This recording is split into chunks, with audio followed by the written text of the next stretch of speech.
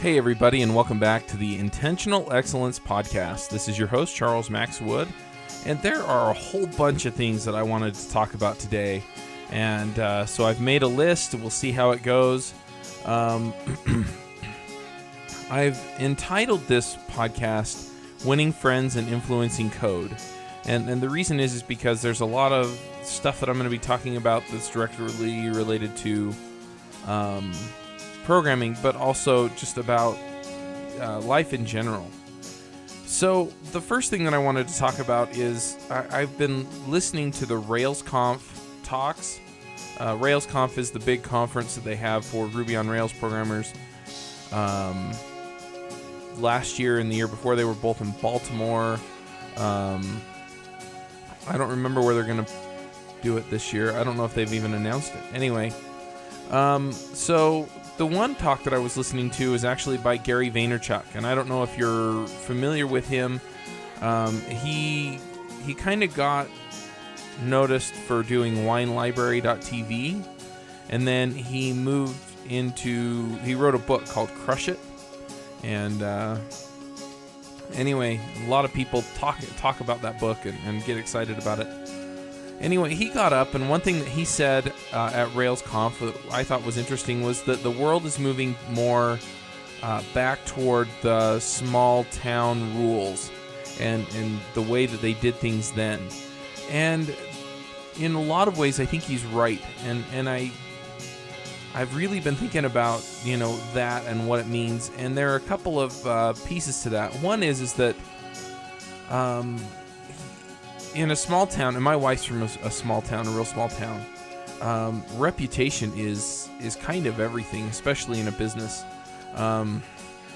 There was a company out there that built a big car lot, and they were selling used cars. And I think they were selling new cars too. Anyway, somebody went in and they bought a truck from them. And the truck had some kind of problem with the transmission, I think, so they took it in. They said, look, take it in, we'll pay for it. That's the right thing to do. So they took the truck in, and then when they brought the invoice back to the car dealership, the dealership said, no, we're not going to pay for this. You bought it, and that's the way it is, and on and on and on, right? Well, the problem is that down in that area of Utah, it's a teeny town. And there's another teeny town next to it, and there are a whole bunch of even smaller towns, out in kind of the middle of nowhere. And so, word spread pretty quickly that this car dealership had pulled this stunt where, they said, go get it fixed and we'll pay for it. And they got it fixed, and then they wound up footing the bill, and it was like $6,000 to get it fixed. So anyway, this car dealership wound up going out of business because everybody talks to everybody down there. And as soon as one person messes up in that way, it ruins their reputation, and no one will trust them, even though it means that they have to drive a half hour or more to get to the next car dealership that sells the same thing. So, there was a real convenience issue there with that car dealership being there. But, without that trust, it was gone. And in the same way, in the wider world and in marketing and things like that, there is a lot of trust there, a lot of word of mouth going around that can help or hurt your business. And it really just kind of drove home that we're becoming more connected and less connected at the same time. You are more connected to people that you know on Facebook, for example, but at the same time, how often do you really interact with those people in a meaningful way? And so we're becoming more and less connected to people. But, if my friend recommends business to me for one thing or another, it's going to mean more than if I just go and look online, do a Google search and find that. And there was a lot of that there. Now, you can kind of take that to the next level, and I was listening to the No More Mondays podcast, which is done by Justin Lucas Savage and Andy Traub, and this was an episode from back in January. I'm actually a little behind on that one. And anyway, what happened was I was listening to that one, and they were talking about marketing and these big online marketing strategies. And they basically said for most small businesses, you don't need that. What you need is some way of building relationships with your customers, which I thought was really interesting because it comes back around to that whole trust thing. And, in a small town, that's really how it works, is you go to the people you know. If somebody needs handyman stuff done down in this small town where my in-laws live, they call my father-in-law. And is it because he has a business listing? No. Is it because he did work on that person's neighbor's house? Yeah, in some ways. But for a lot of these people, it's because they know him.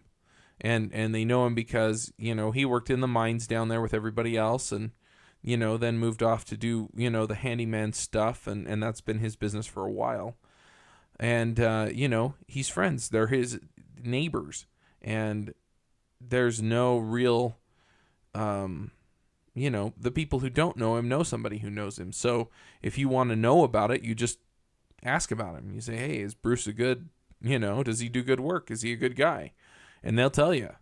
And, so there's a lot of that really drives and goes into this. And so I've been trying to figure out how to connect more with people, and not just to get people into my business, but because I genuinely want to know the people in my audience. And so I put together a survey. Actually, I had my virtual assistant put together a survey asking some of the questions just so I can get a basic demographic of the people that I'm talking to on a weekly basis through the podcasts.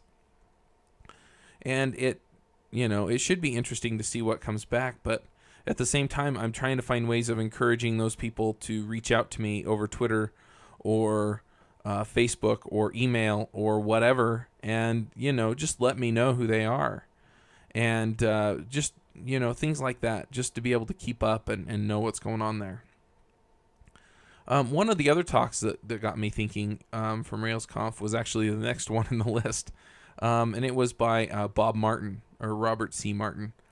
And he's one of the guys that was involved in the Agile Manifesto and the software craftsmanship. He came up with the solid principles, and I can't remember what they all are. But, he's been programming for probably like 50 years.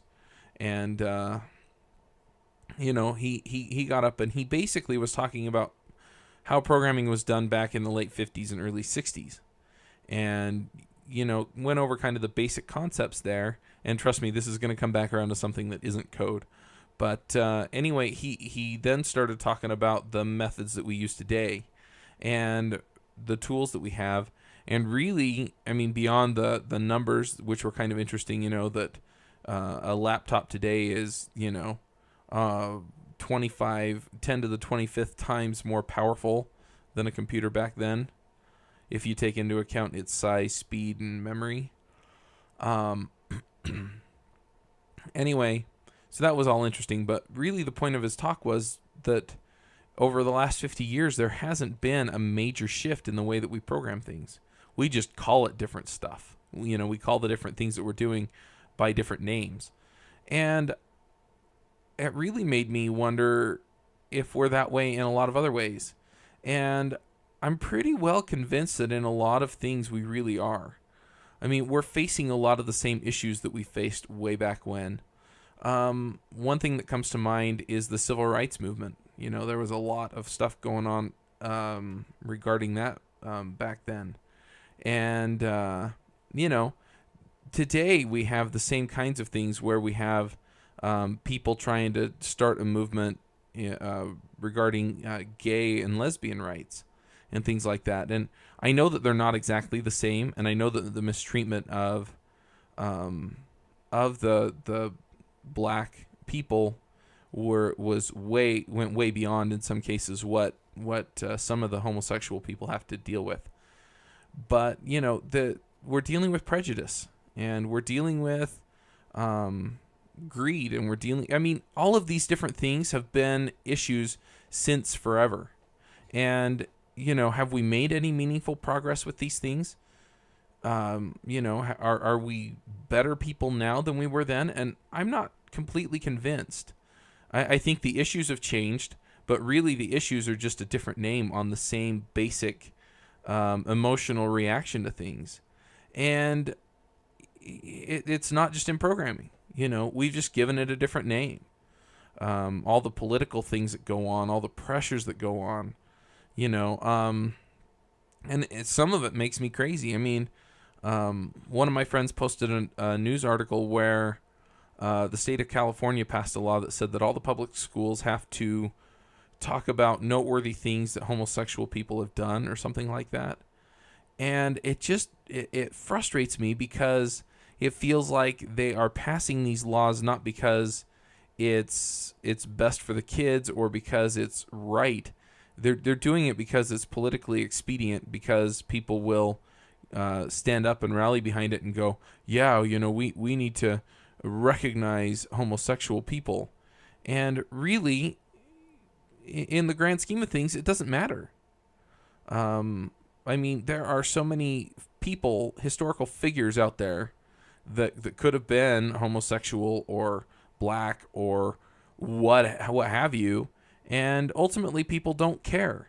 I mean, the only people that people really care, that person was black, were the people who were involved in like the Underground Railroad or the Civil Rights Movement that made a difference. And the reason that it matters there is because that was what the issue was. But other than that, I mean, nobody cares. If one of the founding fathers had been homosexual or had been racially diverse or something, I don't think anyone would have cared. Nobody would have really gotten, the only thing that people would have cared about it was if they had to overcome some obstacles to do it, to get to where they were. But even then, the issue is they surmounted these obstacles, not that they were racially diverse. That's not what's important at all, other than it provides context for why things were hard. And it really frustrates me that they're willing to take control of things like that, topics like that I feel like ought to be discussed, within, for example, if that happened in this state, that's something that I want to explain to my kids. Look, there are people that are homosexual. They're good, they can be good people. There's nothing wrong with them, per se, and all of this stuff, that there's nothing terrible about homosexual people. We as religious people don't agree with the practice, but that doesn't mean that we have to do or treat or be different with these people, because they're still people too, and God wants us to love them just as we love everybody else.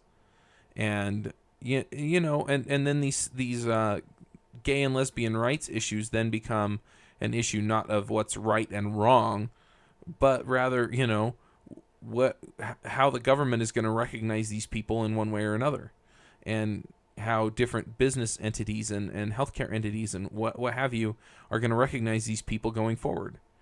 But yeah, I mean, it's kind of silly that we take these things to such extents when really what we need to be talking about is, what is the right thing for these people? How should the government, see these people? I mean, should they just see them as people? I mean, I'm good with that. Should they see them, if they want to be married, should the government recognize that or not? I mean, those are issues that definitely, should be talked about. Because, the government has taken on that role, and so we need to define what the government's role is for those people as well. But anyway, I've gone off on a wildly interesting political tangent, and I'm just gonna leave that there. But it really struck me that we're still dealing with prejudice. We're still dealing with abuse and alcoholism and all of these different societal issues that come up in different ways and different forms. And even if we're calling them the same thing, they really are, or calling them something different, they really are in a lot of ways the same issues. So, I honestly think that the gay rights thing is the civil rights movement for my generation. and it'll be interesting to see how things work out there. Anyway, I want to move on and talk a little bit about my business. And really, what's been interesting there is that I've had to rearrange things as far as my schedule for contracts and subcontracts and things like that. So I have, well, first off, I switched over to using Harvest to manage my time tracking. Before I was using slimtimer.com, which is actually a cool tool if you just need a timer that tells you how much time you spent on specific tasks. But I wanted something that had the invoicing system in there and was kind of geared toward what I was doing, and something that I could add my subcontractors to and see the type of time that they were putting in. So I signed up for that, and it's been really nice. I can actually go in, get a report of everybody's work, and see, where the money's coming in and where it's going out, as far as, the work people are doing. So that's really been nice. And I actually signed a short-term contract that I need to finish. I'm probably going to finish it this afternoon, and then, spend the rest of my time on my other ongoing contract once I finish the work there. But anyway, so between all the contracts that I've had, I had one client come to me and say, you need to be putting in more time on my project. And so I went to my other client and I said, look, I need to subcontract this work, or cut down to 1 day a week. And I'm not moving fast enough for them either. So and really what that is it just comes down to the amount of time I have in a week. So I found a subcontractor. There's a friend of mine here. He's actually in a lot of ways a better Ruby developer than I am. I know more about some things than he does, and he knows more about other things than I do. So anyway, I don't know how you can measure that, but anyway, he's picked up some of the work, and he's been helping me out that way. And I'm really only taking a little bit off the top, and that's just to cover the overhead of helping him get going and things like that, because I'm not going to bill that to the client. So anyway, I subcontracted one about half of the work on one contract, and then I already had a subcontractor on the other contract, and things have been moving along really well there, and the client's really happy. But it's tricky. It's tricky managing all this stuff and figuring things out. And I still have more people coming to me and asking me to do work for them, and I'm trying to find the balance between subcontracting the work out or contracting the work out and doing the work myself, and doing all the billing and making sure that I'm being fair to my clients.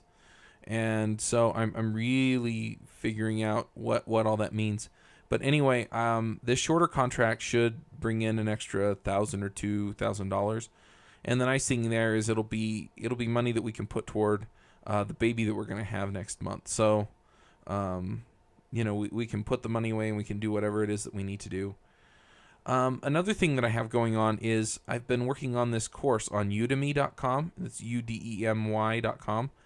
And I'm getting kind of excited about it. And what I'm doing is I'm actually making videos.